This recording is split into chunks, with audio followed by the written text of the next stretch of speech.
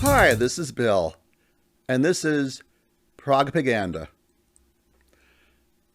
Throughout the history of the music and the recording business, there have been one-hit wonders.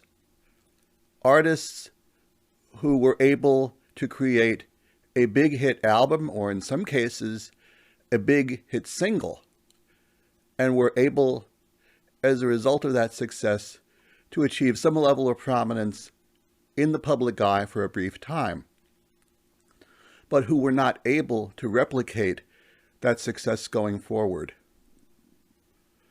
Most of our past episodes on Propaganda have focused on the stars of progressive rock. I'm going to, with this episode, begin a series of episodes that discuss some of the also-rans, the one-hit wonders of progressive rock.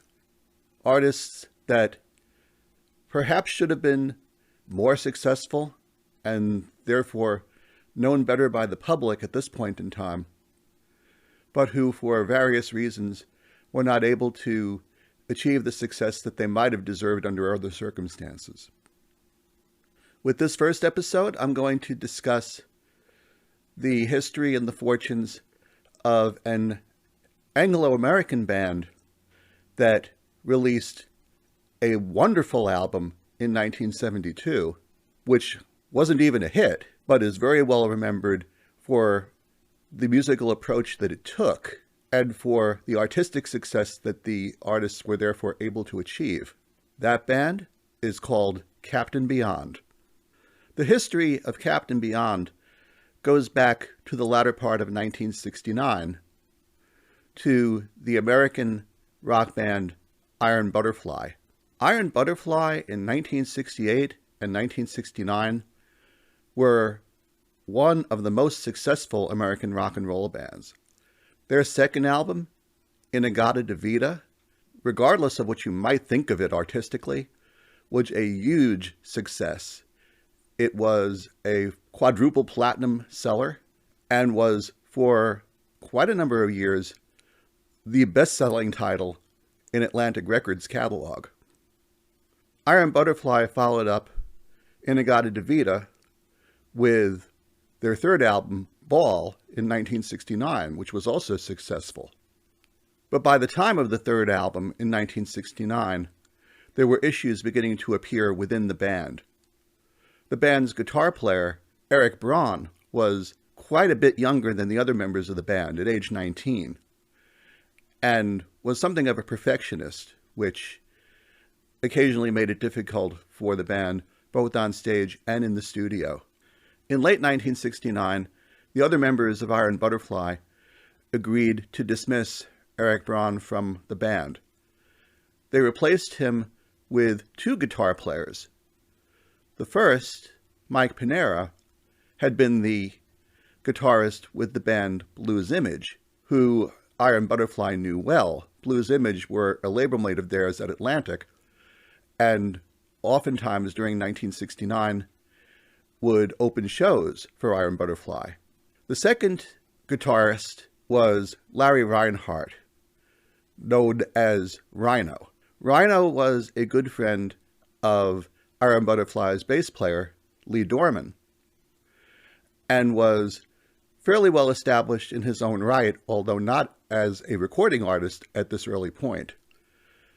Larry Reinhardt, Rhino, had in particular taken over as the guitarist in the band founded by Dickie Betts prior to his joining the Allman Brothers Band, The Second Coming, in Florida. And so he was fairly well known within the business and, as I mentioned, well known to the band. He actually had done some rehearsals with Iron Butterfly in the background prior to Eric Braun's dismissal. With Pinera and Rhino in the fold, along with Iron Butterfly's established members, Lee Dorman on bass, Doug Engel on keyboards, and Ron Bushy on drums, they created Iron Butterfly's last hit album from their original incarnation, Metamorphosis, which reached number 16 on the U.S. Billboard charts. Metamorphosis, while it had done well, was not an experience that sat well with Doug Engle. Doug Engle had been the de facto leader of the band prior to this point. He had in fact authored and sang lead on In-A-Gadda-Da-Vida, not just the song, but on most of the album. And the guitar-oriented turn that Iron Butterfly had now taken with Metamorphosis was perhaps a bit threatening to him. Long story short, by mid-1971, Doug Engle resigned from Iron Butterfly, and the band broke up.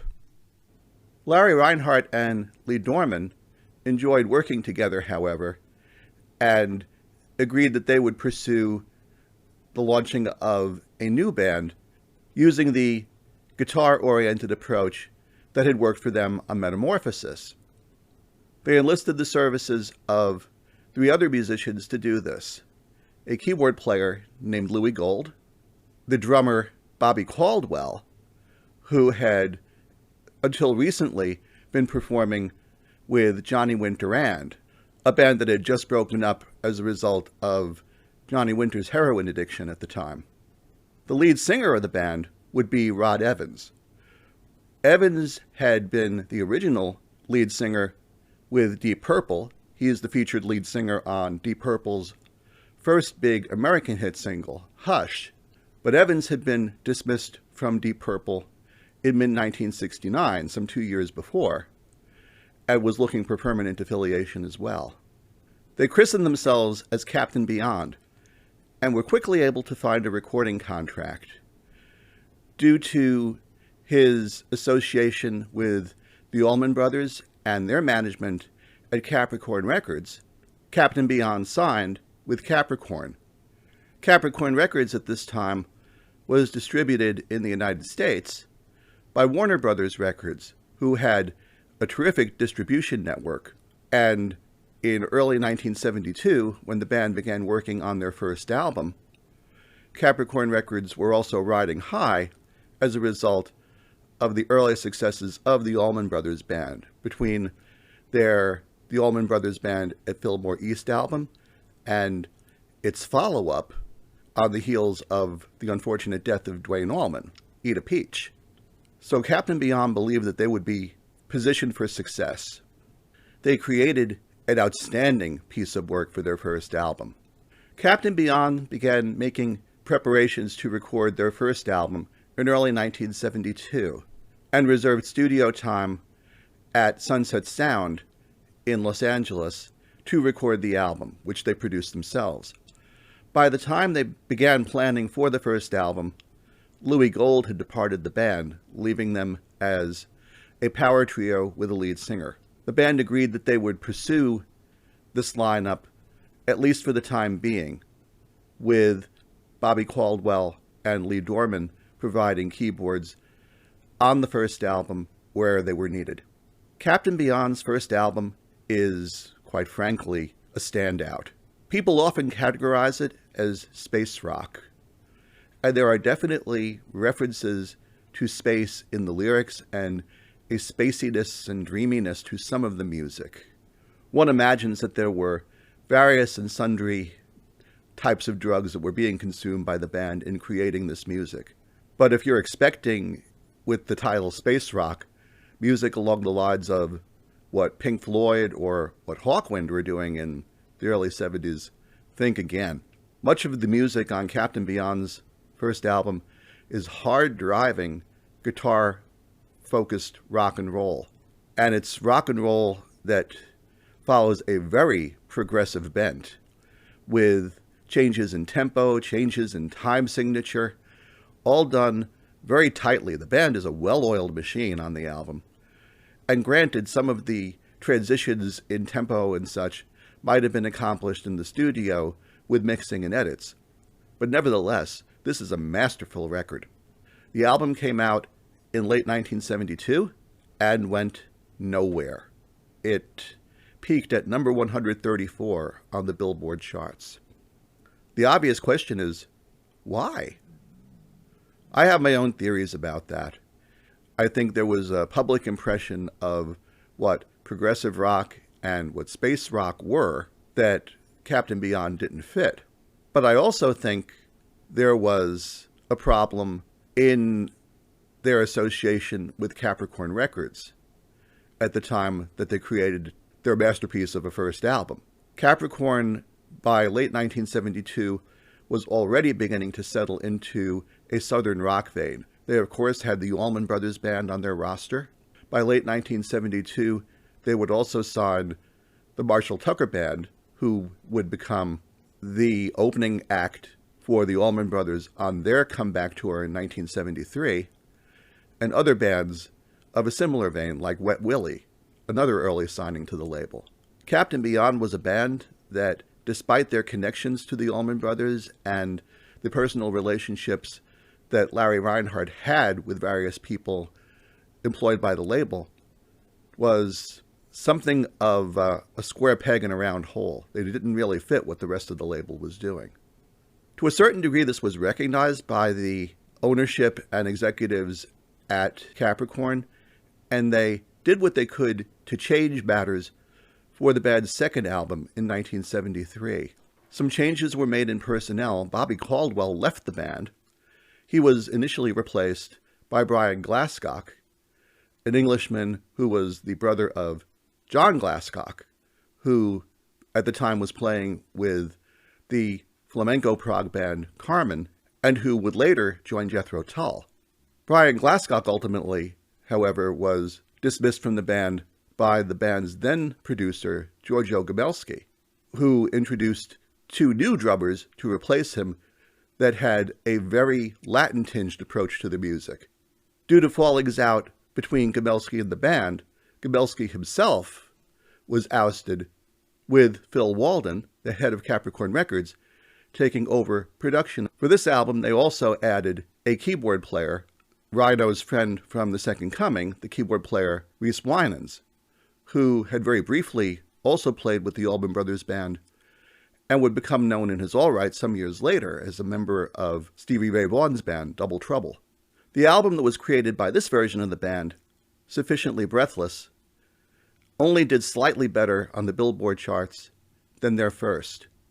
The band was dropped by Capricorn Records and subsequently broke up. After Warner Brothers and Capricorn separated company in 1977, Larry Reinhardt and Lee Dorman would attempt to revive the Captain Beyond brand. They re-enlisted Bobby Caldwell's services and brought on a new lead singer for their third album, released in 1977, Dawn Explosion. But that was as much of a failure commercially as the first two albums were. And again, Captain Beyond broke up. Captain Beyond still exists today, interestingly, under Bobby Caldwell's leadership, and has been touring on and off for the last several years as I make this video. Sadly, Larry Reinhardt and Lee Dorman are no longer with us, but they, in launching Captain Beyond, wrote a very interesting piece of history and created, in particular with their first album, a great piece of work that if you haven't heard it before, definitely you should seek it out. It's an album that really should not be ignored and is one that once you've heard it, you'll want to hear it again and again afterwards. It is a very unique piece of work. Anyway, that is all for this episode. I hope you enjoyed it as always. Feel free to leave your comments. If you enjoyed the episode, of course, please click like. If you haven't already subscribed to Progpaganda, please do that as well. Please let us know what you're interested in hearing about in the comments also. The more input we have from our viewers, the better as far as planning episodes for the future. You take good care and have a good one. Bye-bye.